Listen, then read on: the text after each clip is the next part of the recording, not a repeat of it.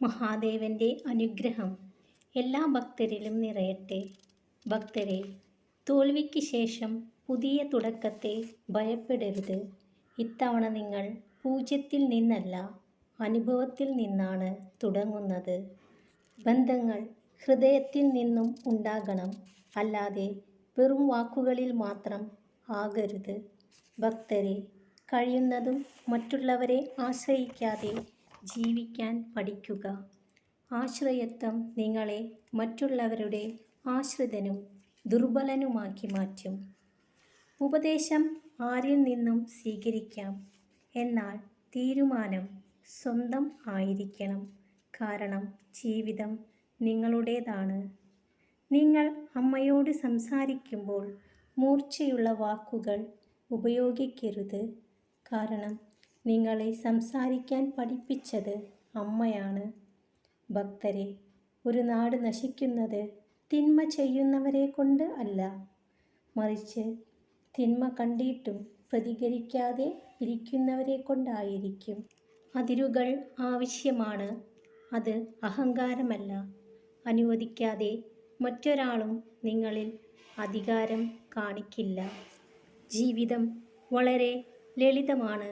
നിങ്ങൾ എന്ത് നൽകുന്നുവോ അത് നിങ്ങളിലേക്ക് തന്നെ തിരിച്ചു വരുന്നു.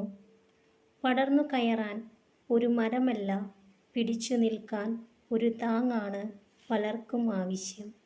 ഭക്തരെ, അറിയാതെ പോലും മറ്റുള്ളവരുടെ വീഴ്ചകളിൽ ആനന്ദിക്കരുത്.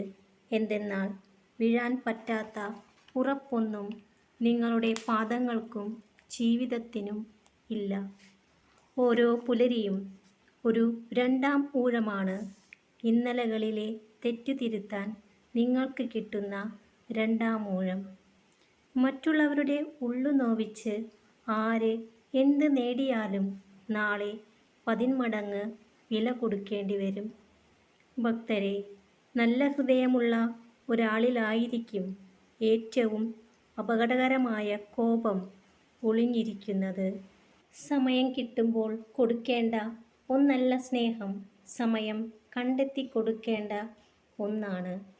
ഭക്തരെ, ചുറ്റുമുള്ളവരെ മനസ്സിലാക്കാൻ പറ്റിയ ഏറ്റവും നല്ല സമയം അത് നിങ്ങളുടെ മോശം സമയമായിരിക്കും. മോശം ആളുകളിൽ നിന്നും, മോശമായ കാര്യങ്ങളിൽ നിന്നും, മോശം ശീലങ്ങളിൽ നിന്നും മുക്തി നേടിയതിനു ശേഷമാണ് ജീവിതത്തിൽ എന്തെങ്കിലും നല്ലത് വന്നു ചേരുന്നത്.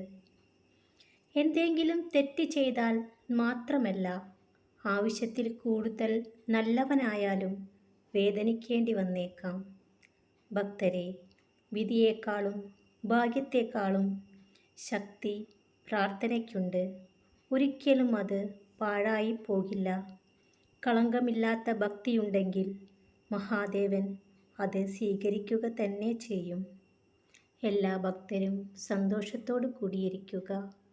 മഹാദേവന്റെ അനുഗ്രഹം എല്ലാ ഭക്തരിലും നിറയട്ടെ. ഓം നമഃ ശിവായ.